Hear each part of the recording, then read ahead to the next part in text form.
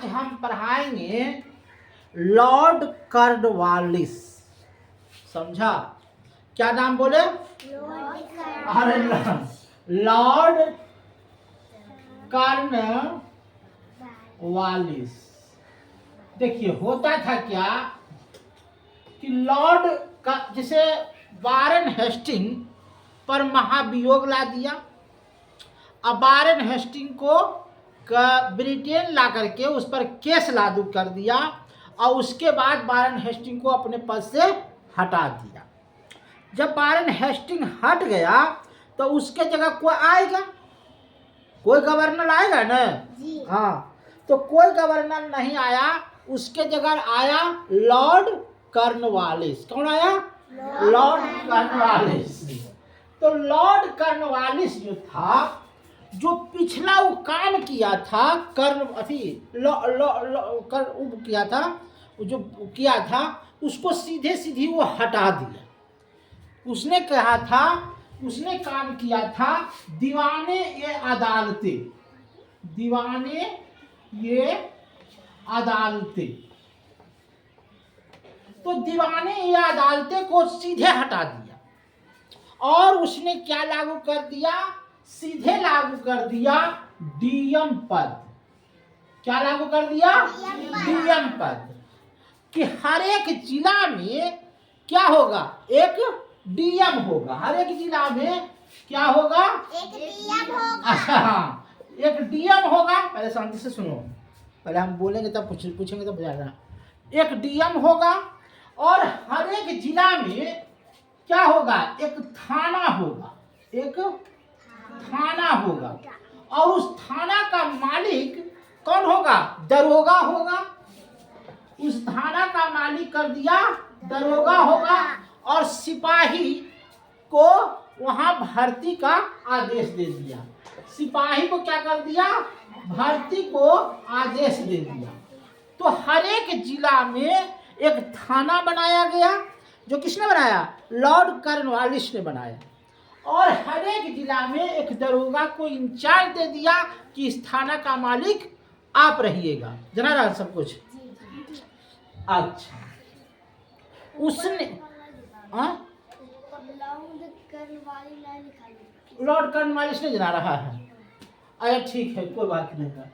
उसके बाद Lord Cornwallis ने एक महत्वपूर्ण काम किया जिसको कहते हैं अस्थाई बंदोबस्ती।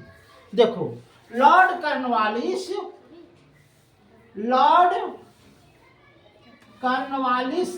क्या किया?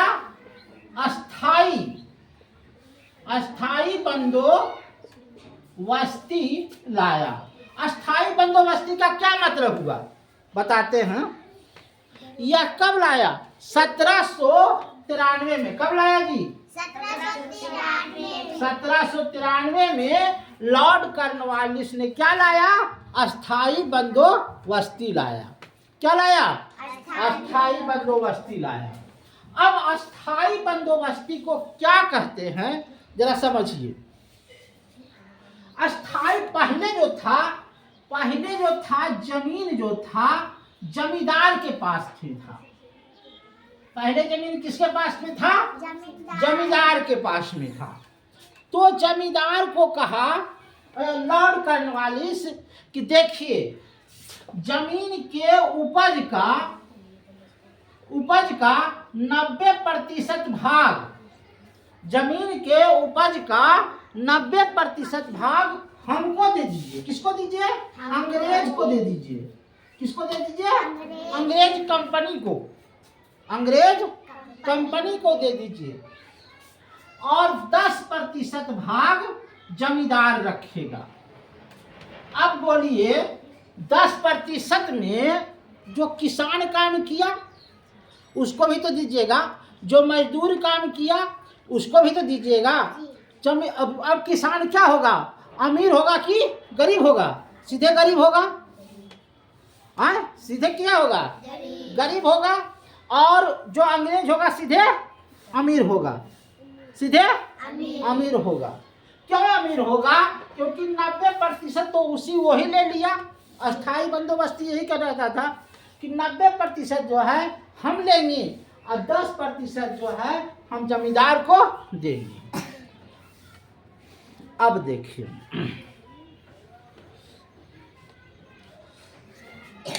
लेकिन लॉर्ड कॉर्नवालिस के विरोध की कोई बात नहीं माना और सीधे सीधी क्या हो गया, किसान यहाँ गरीब होते चले गए। किसान क्या होते गए, गरीब होते चले गए। दरोगा गलती है। दरोगा गलती। अच्छा ठीक है। कहता है कि लॉर्ड कॉर्नवालिस को भारत का जनक कहा जाता था। देखो लॉर्ड कॉर्नवालिस को भारत का जनक कहा जाता था। तो सीधे सीधी आप लोग ये जानिएगा कि लॉर्ड कॉर्नवालिस क्या लाया, अस्थाई बंदोबस्ती लाया। क्या लाया, अस्थाई बंदोबस्ती लाया। लॉर्ड कॉर्नवालिस क्या लाया, वस्तु लाया, है नहीं। अब देखिए लॉर्ड कॉर्नवालिस भी तो नहीं रहेगा, उसको भी तो हटना है नहीं। तो उसके जगह आया 1798 में लॉर्ड बेलोजेली। लॉर्ड कौन आया, लॉर्ड बेलोजेली। अब लॉर्ड बेलोजेली के बारे में पढ़ेंगे, इतना तो लॉर्ड कॉर्नवालिस के बारे में पढ़ लिए, है नहीं। अब देखिए समझ में आ रहा है? अच्छा, जो नहीं समझेगा उससे पूछेंगे सवाल और जो नहीं जवाब देगा उसको सीधे मार लगेगा। 1798 में 1798 से लेकर के 1805 तक, 1798 से लेकर के 1805 तक कौन रहा, लॉर्ड बेलेजली। कौन रहा, लॉर्ड बेलेजली रहा। देखिए लॉर्ड बेलेजली क्या किया, एक सहायक संधि करता था। क्या करता था, सहायक संधि करता था। देखिए सहायक संधि का क्या मतलब है पहले समझ जाइए। तुमसे अंग्रेज इधर रहेगा, अंग्रेज इधर रहेगा और इधर रहेगा कौन राजा, टीपू सुल्तान या हैदर अली। कर्नाटक का राजा कौन था, कर्नाटक का राजा था हैदर अली।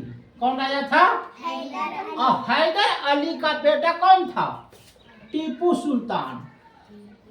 टीपू सुल्तान। तो लॉर्ड बेलेजली का कहना था कि हैदर अली के राज को अंग्रेज क्या किया, जीत लिया। क्या किया, जीत लिया। लेकिन जीतने के बाद हैदर अली को राजा के पद से नहीं हटाया, राजा के पद से नहीं हटाया। कहा कि तुम राजा रहोगे, हैदर अली को कहा कि तुम राजा रहोगे, तुमको राजा से नहीं हम हटाएंगे, तुम राजा हो, राजा रहोगे। लेकिन राजा किस काम को रहोगे, नाम का रहोगे, नाम का।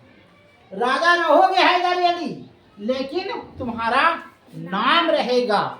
काम किसका रहेगा, काम किसका रहेगा, अंग्रेज का रहेगा। काम किसका रहेगा, अंग्रेज का रहेगा। काम क्या करना है कि हैदर अली जो कर्नाटक का राजा था, जिसके अंदर मद्रास आता था, तुमको सारा टैक्स जो है अंग्रेज को देना है। टैक्स किसको देना है, अंग्रेज को देना है। उसके बाद तुमको क्या मिलेगा, हैदर अली को क्या मिलेगा, पेंशन। पेंशन तुमको मान लीजिए 25 लाख या 20 लाख रुपया तुमको सालाना मिलेगा खाने पीने के लिए। लेकिन सारा पैसा किसको रहेगा? अंग्रेज के पास। तुम्हारे पास सेना नहीं रहेगी, हैदर अली के पास सेना नहीं रहेगा। सेना किसका रहेगा? अंग्रेज का। और उस सेना का खर्चा कौन देगा? हैदर अली। जैसे मान लीजिए इस कोई बीघा में अथी बर बीघा में अथी आ गया, सेना आ गया, तो सेना का खर्चा कौन देगा? हैदर अली देगा। उसको रहने का, खाने का, पीने का, घूमने का, टहलने का। और उस सेना क्या करेगी? तुम्हारे राज की रक्षा करेगी। देखो कितना बुर्बक बनाता था अंग्रेज, कितना बुर्बक बनाता था कि खाना पीना तुम्हारा रहेगा, खाएंगे पिएंगे तुम्हारा, और रक्षा तुम्हारा देश का हम करेंगे, खाली तुम नाम का राजा रहेगा। अब हैदर अली को भी लगने लगा कि हम तो हारिए गए हैं, हमको क्या मतलब है, चलो नामे का राजा सही, हमको क्या मतलब, सुरक्षा अंग्रेज के हाथ में रहेगा, टैक्स अंग्रेज लेगा, मलगुजारी अंग्रेज लेगा, हमको क्या मतलब है। माने तुमको सिर्फ खाना पीना है और आराम से सोना है, बाकी काम कौन करेगा? अंग्रेज करेगा। तो इसी को कहते थे सहायक संधि। किसको कहते थे? संधि। अब तो सहायक संधि समझ में आ गया। अब देखिए सहायक संधि किसके किसके साथ किया है अंग्रेज? किसके किसके साथ किया? पहला किया हैदर अली के साथ। पहला क्या? हैदर अली के साथ। दूसरा कर्नाटक। हाँ, 1798 में हैदराबाद से किया। हैदराबाद को जो राजा था उसको कहा तुमको हम राज जीत लिए, तुम हमको हवाले कर दो राज और तुम जाओ, या रहना चाहते तो रहो, तुमको पेंशन देंगे, लेकिन तुम्हारी देश की सुरक्षा हम करेंगे। उसके बाद आइए तेलंगाना, मैसूर का राजा कौन था? मैसूर का राजा हैदर अली। इसके साथ समझौता किया। कब किया? 1799 में। यही शब्द पूछेंगे कि मैसूर के हैदर अली के साथ जब अंग्रेज समझौता किया तो कब किया? 1799 में किया। उसके बाद अवध में किया। अवध जना रहा जी, जना रहा 1801 में अवध कहाँ पड़ता था? उत्तर प्रदेश में अवध पड़ता था।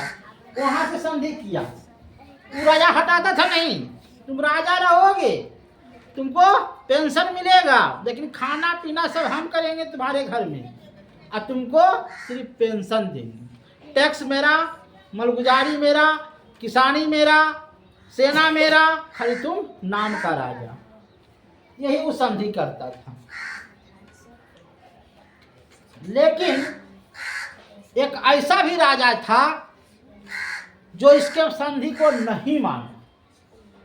कोई ऐसा तो वीर होवे न करते हो किधर तो कुछ हमारे सामने ही रहे।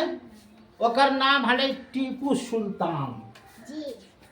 ओकर नाम हले टीपू सुल्तान। टीपू सुल्तान ने कहा कि हम तुम्हारे साथ कोई संधि नहीं करेंगे। सीधी सी बात, कान खोल करके सुन लो कि तुम्हारे साथ हम कोई संधि नहीं करेंगे। तुम आओ और हम ही आए, दोनों का फैसला तलवार करेगा। दोनों का फैसला तलवार करेगा। जिसके तलवार में दम होगा वो राज करेगा, और जो नहीं होगा वो पीछे हटेगा। इस बात को, चुनौती को अंग्रेज स्वीकार कर लिया। क्या कर लिया? स्वीकार कर लिया। तो बेचारा जैसे टीपू सुल्तान है, तो टीपू सुल्तान के पास 1 लाख सेना है। एक लाख कितना है? 1 लाख सेना। और अंग्रेज के पास है 5 लाख सेना। तो मारा जीते कि नहीं? एक पर 5, एक सेना पर 5 सेना तो मरते न। इसलिए चौथा एंगल पूछेगा कि चौथा एंगल मैसूर युद्ध में टीपू सुल्तान मारा गया। कौन मारा गया? टीपू सुल्तान मारा गया। कब मारा गया? 1799 में मारा गया। 1799 में कौन गया? टीपू सुल्तान 1799 में कौन मारा? टीपू सुल्तान। पूछेंगे कि कब मरा? 1799 में थी टीपू सुल्तान। उसके बाद लॉर्ड मिंटो आया। कौन आया? लॉर्ड मिंटो आया। देखिए लॉर्ड मिंटो जो क्या किया वो गलत काम किया। लॉर्ड मिंटो जो भी खराब काम किया और लॉर्ड रिपेन अच्छा काम किया। लॉर्ड मिंटो खराब काम किया और लॉर्ड रिपेन अच्छा काम किया। तो लॉर्ड मिंटो क्या काम किया और खराब और लॉर्ड रिपेन क्या काम अच्छा किया, ये कल हम पढ़ाएंगे। अच्छा से रिकॉर्डिंग हुआ था ना?